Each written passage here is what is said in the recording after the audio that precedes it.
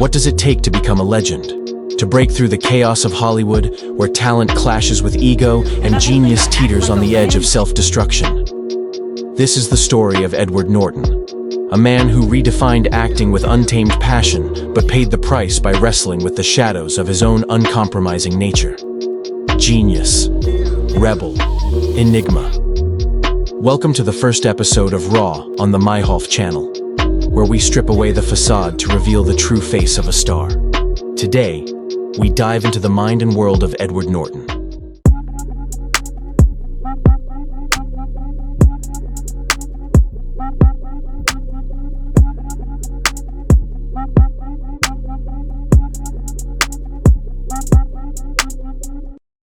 August 18, 1969, Boston, Massachusetts.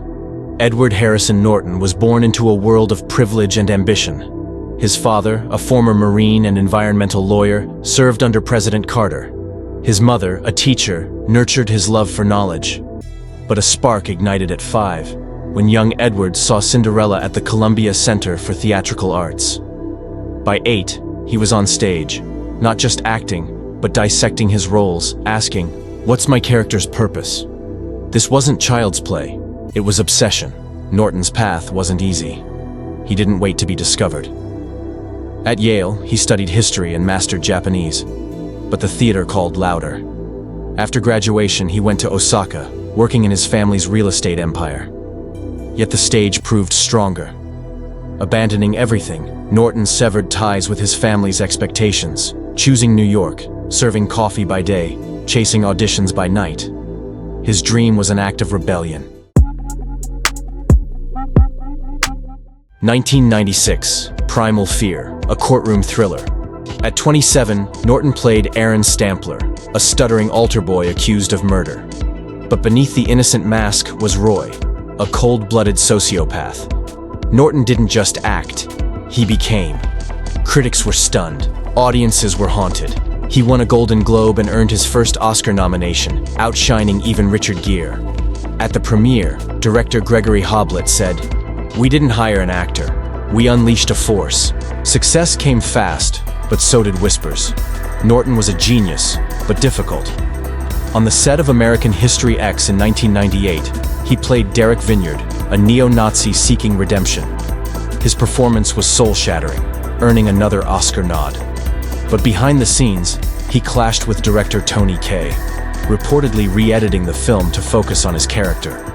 Kaye was furious, disowning the final cut. Norton was branded a control-obsessed perfectionist. Was he a visionary or a tyrant? The line blurred. Then came Fight Club in 1999. David Fincher's anarchic masterpiece. Norton's nameless narrator, a hollow everyman spiraling into chaos alongside Brad Pitt's Tyler Durden, became a cultural phenomenon. The film flopped at the box office but grew into a cult classic, voicing a generation's rage against conformity. Norton trained in boxing and taekwondo, shedding weight to embody the hero's unraveling psyche. Off-screen, he rewrote dialogue and shaped the film's vision. Some called it genius, others called it meddling.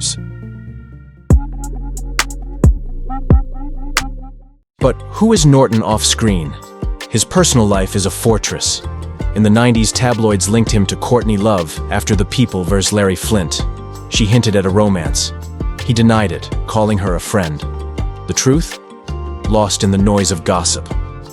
Later, rumors swirled of a fling with Salma Hayek during Frida.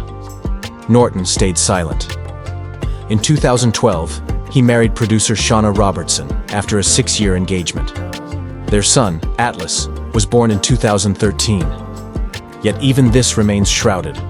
Norton shuns the spotlight, saying, "My life isn't for public consumption." Norton's career is a tightrope walk between brilliance and rebellion. In 2000, he directed Keeping the Faith, proving he could helm a project. In 2008, he played the Hulk in The Incredible Hulk, but clashed with Marvel over creative control, losing the role to Mark Ruffalo for The Avengers. Another scandal? Or just Norton refusing to bend? His roles in The Illusionist, Moonrise Kingdom, and Birdman, which earned a 3rd Oscar nod, reveal a man who thrives on reinvention. Yet the difficult label haunts him, a shadow of his relentless pursuit of truth. After 2010, he seemed to vanish. Fewer roles, fewer scandals, less Norton. But he didn't leave. He chose a different path: producer, director, writer. He wanted control. And he took it.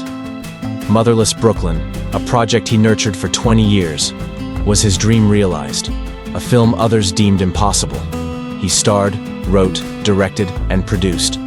This wasn't just ambition, it was obsession. He doesn't want to be part of the system, he wants to reshape it. So, who is Edward Norton? A boy from Maryland who dreamed of the stage after Cinderella. A Yale scholar who traded boardrooms for spotlights. A star who'd rather burn for his vision than fade into fame. Perhaps he's all of these, or none. Norton once said, "I don't want to be defined by what I've done, but by what I'm still chasing." At 55, he's still chasing. New roles, new stories, new battles. In a world obsessed with labels, Norton defies them, remaining an enigma on screen.